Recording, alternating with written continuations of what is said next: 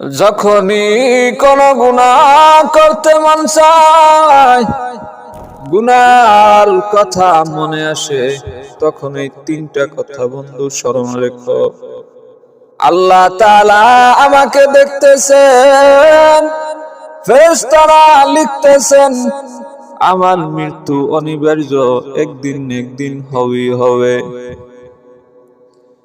বন্ধু, গুনাহের আনন্দ ক্ষণস্থায়ী, কিন্তু গুনাহের শাস্তি চিরস্থায়ী হতে পারে। ধৈর্য হলো ক্ষণস্থায়ী কষ্ট, কিন্তু এর পুরস্কার জান্নাত হতে পারে।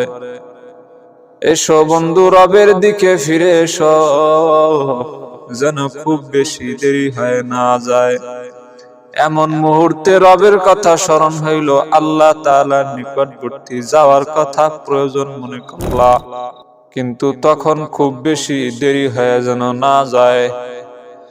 যেমন অ্যাক্সিডেন্ট করছো, এখন মনে পড়লো আল্লাহ তাআলার কাছে যাওয়া দরকার, কিন্তু চাইলেও আর পারবা না।